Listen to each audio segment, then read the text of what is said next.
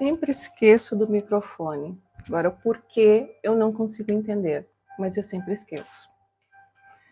Bom dia, bem-vindos ao Mentes com Bíblia.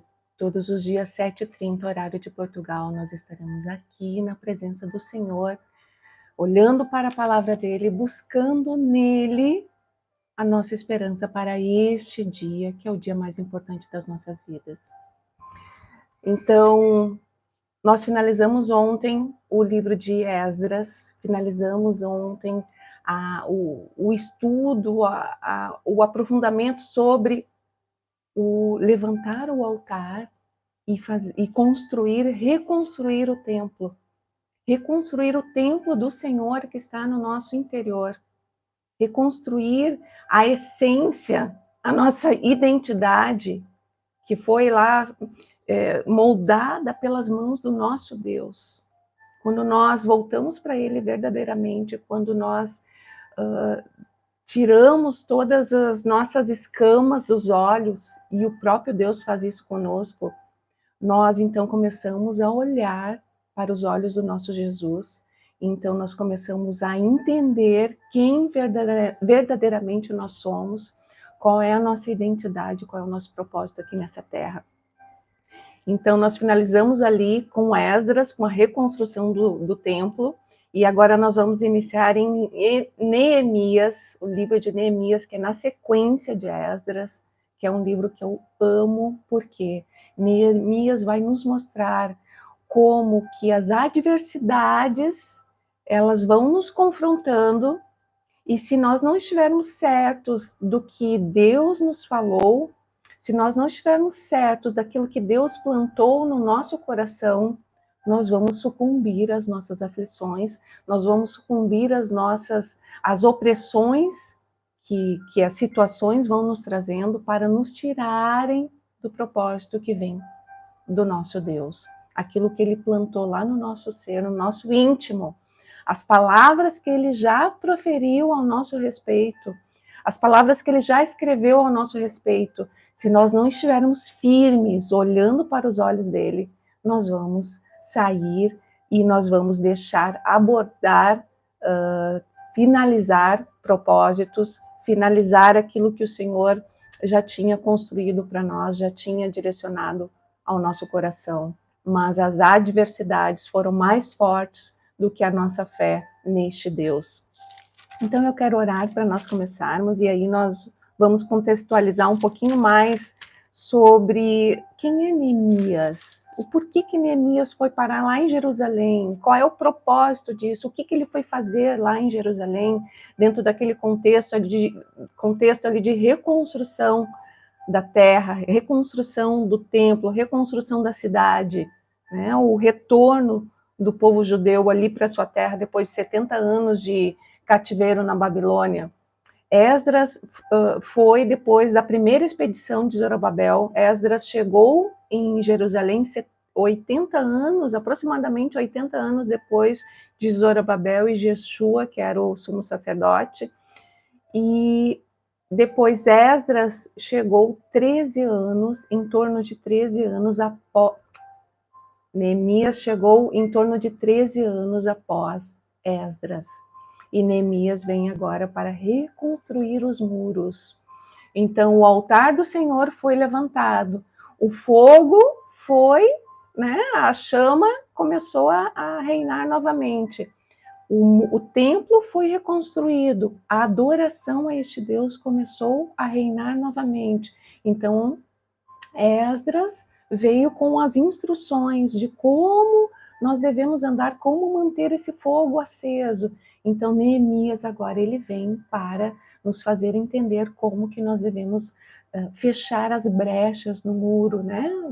Do muro da nossa identidade, do muro da nossa vida, daquilo que nos tira a santidade, essa santidade que provém, que faz com que nós estejamos na presença do Senhor, as brechas, os nossos pecados, como que nós fechamos as lacunas dos nossos pecados, então nós reforçamos o muro ao nosso derredor, o muro de proteção que vem deste Deus, e nós tiramos as consequências, né?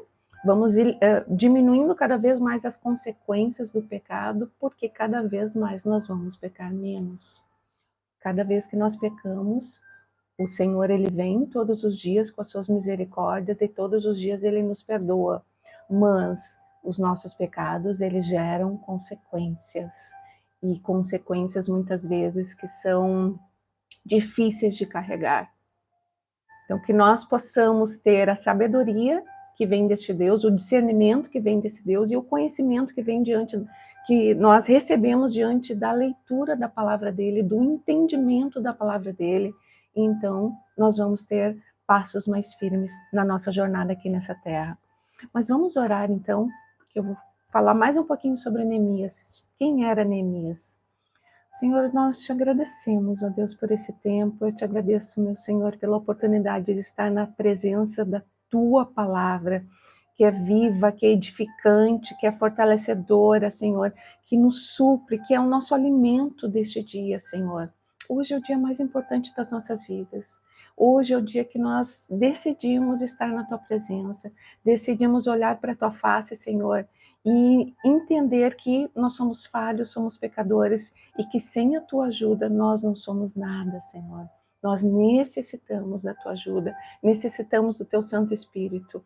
Então vem, Senhor, e ministra nos nossos corações diante dessa palavra tão fortalecedora, tão importante que é esse livro de Neemias, Senhor, que nós possamos aprender com este livro para que os nossos dias sejam dias mais alegres, ó Deus, mais fortalecidos, dias com mais esperança, Senhor, com mais força que provém de Ti.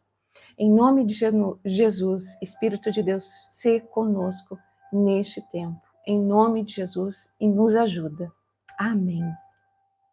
Então, Neemias chega 13 anos após Esdras, ali em Jerusalém, porque, e nós vamos ler aqui no primeiro capítulo de Neemias, Neemias,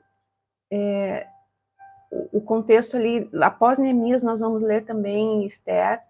Esther vem um pouquinho antes de Neemias ali, ela era casada com Assuero, a rainha Esther, a rainha lá da Pérsia, junto com o rei Assuero.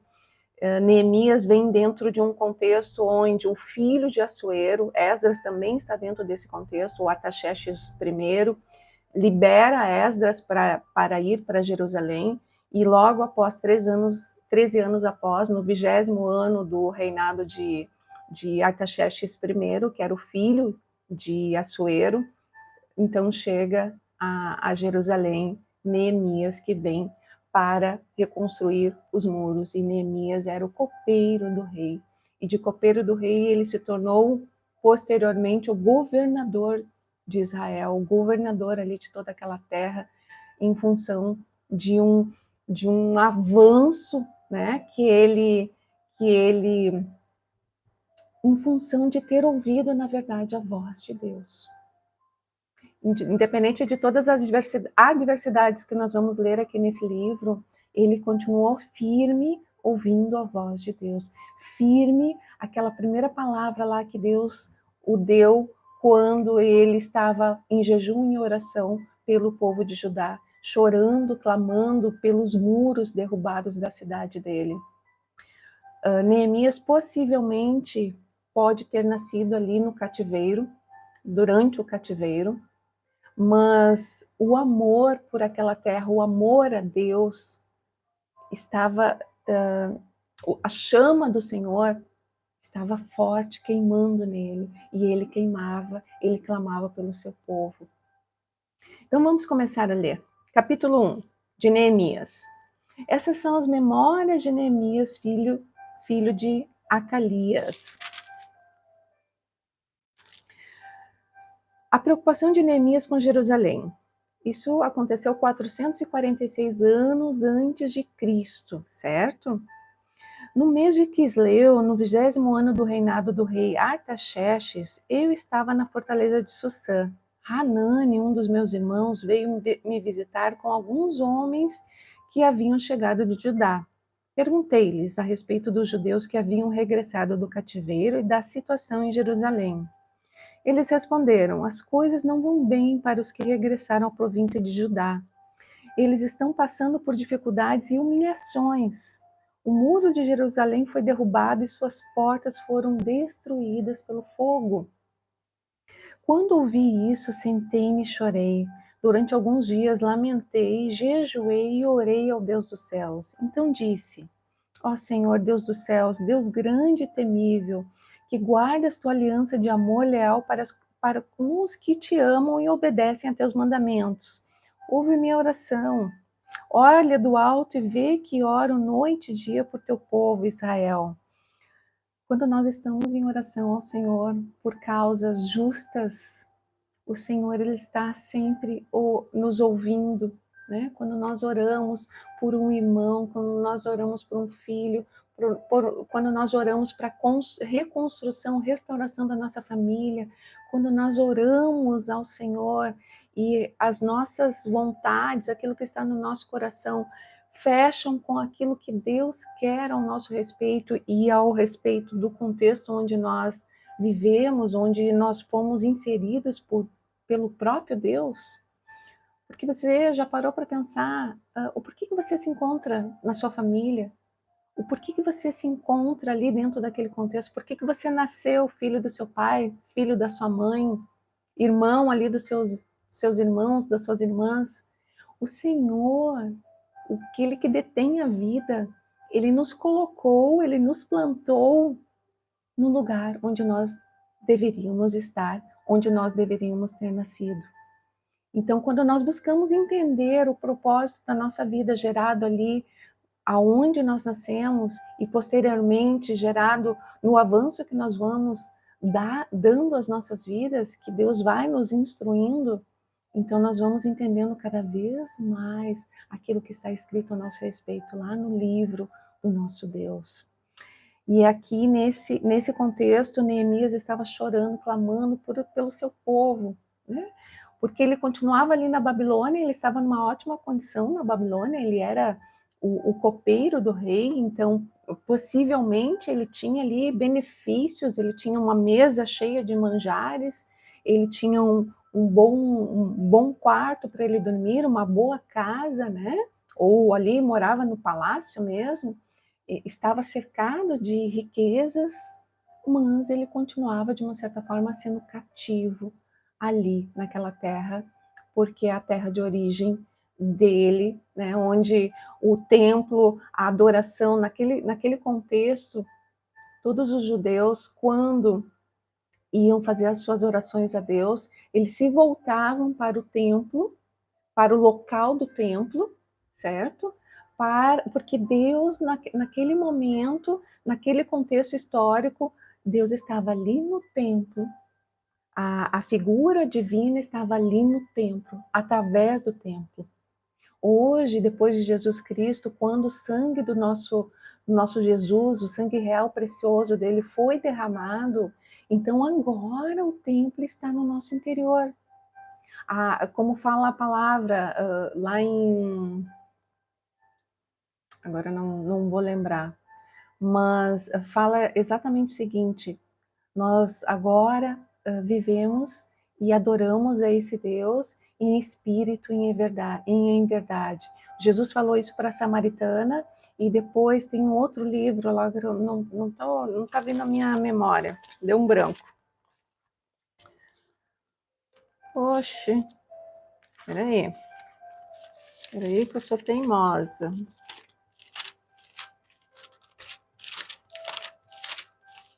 Não. Efésios.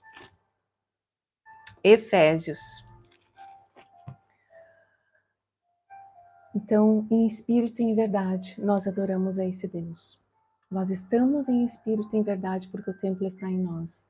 Mas ali naquele contexto, aqueles que serviam a Deus, cativos em inúmeros locais onde eles foram espalhados pelo pecado deles, e então eles recebem a consequência do pecado, que foi Jerusalém, Israel totalmente destruída, e eles são cativos então pelos povos, são espalhados pelo mundo. Então, quando eles retornam, reconstroem ali o templo. Então, a adoração deles, independente se o templo estava em ruínas, a adoração deles sempre era voltada para o templo, porque é ali que estava anteriormente a Arca da Aliança. Então ele, em oração aqui, ele continua: confesso que temos pecado contra ti. Sim, minha própria família e eu temos pecado terrivelmente contra ti. Não temos obedecido a teus mandamentos, decretos e estatutos que nos deste por meio do teu servo Moisés. Em Isaías ele fala sobre se pôr como vigia no muro, né? Em outras palavras, também nos fala sobre nos colocarmos na brecha. Quem vai, né, estar ali na brecha? Quem vai ali estar clamando, né, para que aqueles que estão atrás ali sejam tocados, sejam transformados? E hoje o Senhor nos levanta para clamarmos pela nossa família, para clamarmos pelos nossos colegas de trabalho, clamarmos pela igreja, né? Pela igreja perseguida e pela igreja que também não está perseguida e que muitas vezes acaba entrando numa apostasia por não haver perseguições reais, como existem, né, em alguns países, umas perseguições reais, onde nós não podemos declarar que nós pertencemos a esse Deus, que nós adoramos a este Deus. Então, dentro desse contexto aqui, Neemias está clamando pelo seu povo, clamando pelos seus parentes, entrando na brecha, né? Se colocando à frente na brecha para que aquelas pessoas que estão por trás, as pessoas que estão mais fragilizadas estejam ali sendo acolhidas por esse Deus, pela misericórdia dele. E hoje nós temos alguém precioso e poderoso que se coloca na brecha por nós, que é Jesus Cristo. Jesus Cristo está ali à frente, né? E nós, em consequência, nós que olhamos, que estamos com os olhos fixos por Ele, nós vamos nos colocando na brecha por outras pessoas, por outras pessoas, por outras pessoas, mas é Jesus que é o nosso intercessor maior, é Jesus que está lá clamando por nós e pelos nossos. E o Espírito de Deus é aquele que ora por nós quando nós não temos nem força. O Espírito de Deus é aquele, o consolador que Jesus nos deixou, nos enviou quando ele subiu aos céus. Então hoje nós temos o Espírito do Senhor que está conosco aqui, agora, nesse momento, morando dentro de nós, que é junto com Deus Pai, Deus Filho e o Espírito são um só Deus. E eles estão conosco, nos ajudando, nos fortalecendo, nos consolando, nos confortando, nos ajudando. E nos ajudando muitas vezes a orarmos aquilo que é certo, aquilo que é correto. Versículo 8. Então Esdras continua. Neemias continua. Gente, se eu me confundir nos nomes, não, por favor, me perdoem, tá? Me perdoem, porque eu para nomes eu sou péssima. Eu ainda guardo os nomes bíblicos, graças a Deus, mas na hora de falar, muitas vezes eu vou me confundir, mas depois vocês podem ver que na sequência eu me corrijo automaticamente sem nem perceber. Então me perdoem, por favor. Versículo 8. Por favor, lembra-te do que disseste a teu servo Moisés. Se forem infiéis a mim, eu os dispersarei entre as nações. Mas se voltarem para mim e obedecerem a meus mandamentos e viverem de acordo com eles, então, mesmo que estejam exilados nos confins da terra, mesmo que nós estejamos exilados nos nossos pecados, aprisionados por vícios, aprisionados por padrões comportamentais, aprisionados em nossas mentes, quando clamarmos, quando se voltarem para mim e obedecerem aos meus mandamentos, obedecerem aos princípios do Senhor e viverem de acordo com eles e viverem de acordo com aquilo que o Senhor nos instrui, então, mesmo que estejam exilados nos confins da terra, eu os reunirei e os trarei de volta ao lugar que escolhi para estabelecer meu nome. Nesse caso aqui era a Israel, né? A Jerusalém.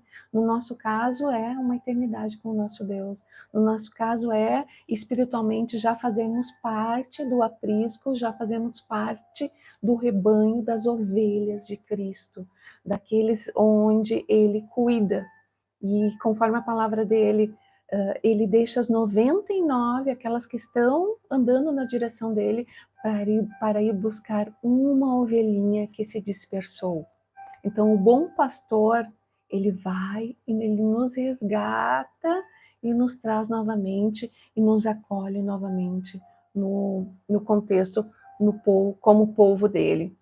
E quem já leu a respeito de como os pastores lidam com as ovelhas, podem entender perfeitamente o tamanho do amor, o tamanho do cuidado deste Deus. A ovelhinha, ele coloca embaixo do braço dele, aquela que ele muitas vezes quebra a perninha dela para que haja uma dependência do pastor. Então ele começa a carregá-la embaixo do braço, então ela começa a sentir o perfume dele, ela começa a ouvir a voz dele, e ele anda por muito tempo com ela embaixo do braço até que a perninha dela seja curada, e então ele solta ela curada, mas a intimidade que ela criou com ele, o perfume dele, a voz dele fazem com que essa ovelhinha não se distancie mais e permaneça ali junto com o bom pastor. E o bom pastor é Jesus Cristo, que muitas vezes quebra a nossa perninha ali para que nós tenhamos uma dependência total, uma confiança total em quem Ele é. E então, nós vamos entender o grande milagre que Ele fará em nossas vidas, nos tirando de situações onde nós estamos ali com a nossa perninha quebrada e nós vemos após o grande milagre que Ele vem e faz em nossas vidas. E tudo nas nossas vidas tem um propósito. Tudo o que acontece conosco tem um propósito. E o nosso propósito maior é crescer na presença deste Deus.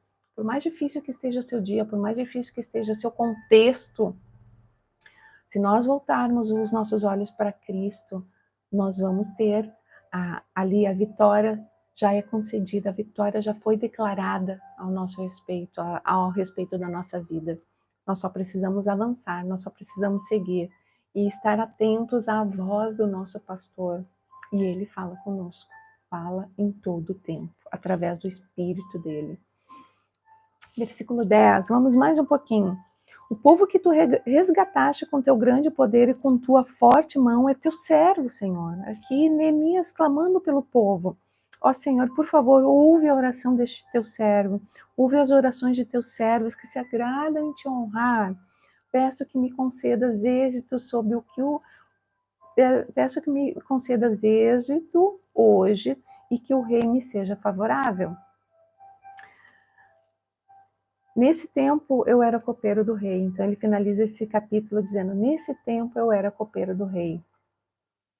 Eu vou finalizar dentro desse contexto aqui, que nós já temos muitas informações aqui a respeito de Neemias e a respeito do contexto em que ele estava e a respeito do propósito que Deus ali colocou no coração dele. Um copeiro quer, na sequência nós vamos ler amanhã, quer se levantar para ir lá para a terra dele, quebrada, reconstruir os muros, quando tantos outros já haviam sido enviadas duas expedições, né? Dois retornos, um com Zorobabel e outro com Esdras, para Jerusalém. E o máximo que eles conseguiram foi reconstruir o templo. Mas os muros continuavam, e isso em torno de 90, 100 anos após a libertação dos cativos para retornarem, 100 anos após a terra ainda estava devastada. Um pouquinho mais para frente nós vamos ler que Neemias saiu com seu cavalo à noite ali para averiguar, né, a situação, qual era a real situação dos muros, e por muitas partes ele não conseguia passar porque ainda haviam ruínas. Quais são as ruínas da nossa vida que ainda não foram mexidas? Quais são as ruínas da nossa vida que os muros ainda não foram, o pecado, né? Aquela brecha ainda está ali evidente, aquele pecado ainda está evidente, e nós não reconstruímos esse muro, nós não fechamos aquela brecha. E essa brecha impede que muitas vezes o nosso Senhor possa fazer algo muito maior em nossas vidas. porque as brechas estão ali, os pecados estão ali. Quais são os pecados hoje, nesse dia, que estão ainda latentes, que fazem com que a nossa carnalidade esteja muito maior, seja muito maior do que o nosso espiritual, do que a força do nosso espírito? Qual é? Quais são as brechas do nosso muro nesse dia? Vamos meditar a respeito disso. Quais são as brechas? Quais são os pecados que nós precisamos trazer à nossa consciência? Então, começar a reconstruir tijolo por tijolo, né? Um dia de cada vez na presença do nosso Deus. E então nós vamos reconstruindo esse muro para então a soberania de Deus, o altar de Deus, o fogo que está no centro das nossas vidas, começar a queimar fortemente. E então nós vamos com mais profundidade, mergulhamos com mais profundidade no Espírito. E então nós vamos ter uma porção ainda maior desse Deus nesse dia de hoje em nossas vidas. Eu finalizo com essa reflexão para nós. E, bom, é isso. Em nome de Jesus, Senhor, eu te entrego esse tempo, meu Senhor. Sê conosco, nos ajuda, Senhor, aonde somos fracos. Nos faz entender, Senhor, aquilo que está em oculto. Qual é o pecado que está em oculto em nós? Qual é o pecado que precisa ter a sua brecha fechada, Senhor, o seu muro reconstruído? Nos ajuda a entendermos, ó Deus, os passos que nós devemos dar à frente, nos ajuda a entendermos aquilo que nós precisamos mudar em nosso caráter, em nossa maneira de ser, em nossos comportamentos, em nossa maneira de ver, Senhor. Muda a nossa mentalidade. Em nome de Jesus, nós necessitamos de Ti, Senhor, que nós possamos deixar no Teu altar, neste dia, a confiança, Senhor. Assim como como esse fundo, eu cuido de ti. Da mesma forma o Senhor nos fala, eu cuido de ti. Deixa, confia, eu cuido de ti. E nós confiamos em ti nesse dia, meu Deus. Ser conosco em todo o tempo. Em nome de Jesus. Amém. Amém, meus queridos. Então, quem está no YouTube, quem gostou desse vídeo, quem quer receber mais, né, e quer passar para outras pessoas, que essa palavra realmente chegue em outras pessoas, que a palavra de Deus que é viva, chegue em todos aqueles que necessitam de esperança nesse dia. Então curta o canal no YouTube, por favor, deixe seu like, coloque o sininho e vamos lá, um dia de cada vez. Que Deus nos abençoe nesse dia, que essa porção, esse fogo que há no nosso interior, que possam vir a chamas altas em amor a este Deus, em amor a quem Ele é. Fiquem com Deus, então, e até amanhã, se Deus quiser.